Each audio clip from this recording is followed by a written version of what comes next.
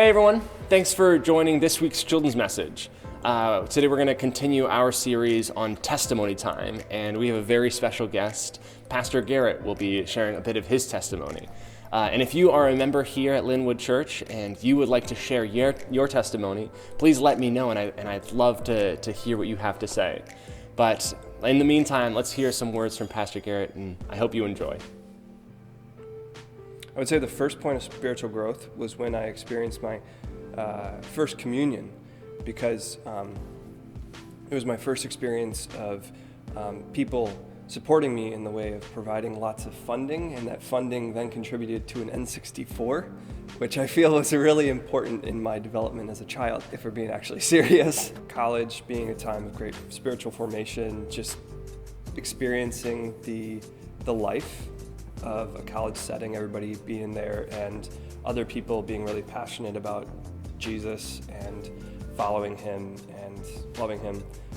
And then also seminary, being around good people and pastors. When I started out in seminary, I got connected to a church on the northwest side of Grand Rapids, in kind of a forgotten part of town.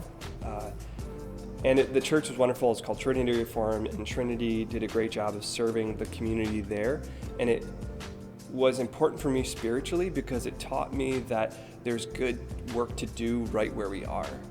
There was a time when I was coming home, meaning I was leaving that church in Grand Rapids and going home to Holland, Michigan. And as I was just about to pull onto the highway, there was a woman who had a sign that said, "I'm hungry, I'm pregnant, please help."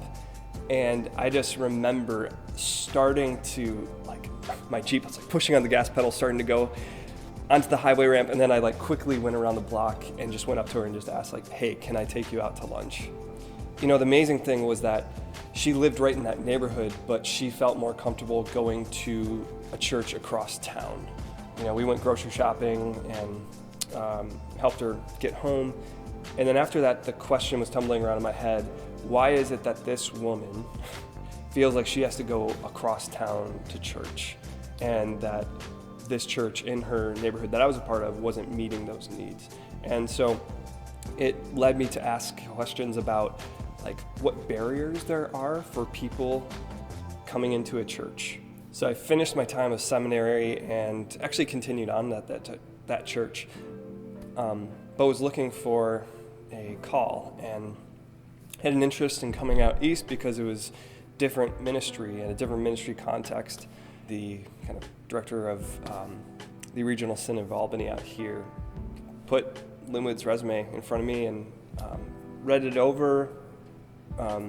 While I didn't think moving into the suburbs was where I was at that point in life, still loved the church. And when I came here and visited, just really felt like these are warm, wonderful people, a great community, and that I wanted to be here.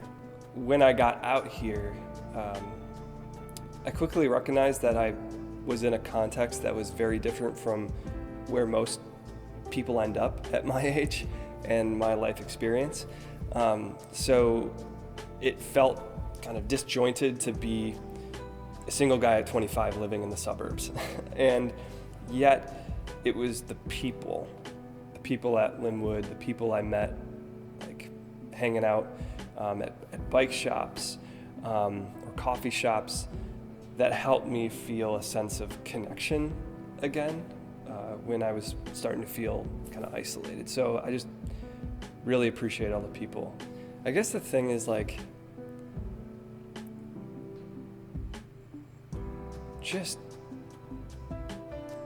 don't know where life's gonna lead. I don't have a plan and everything. I know some people do, they tried it out.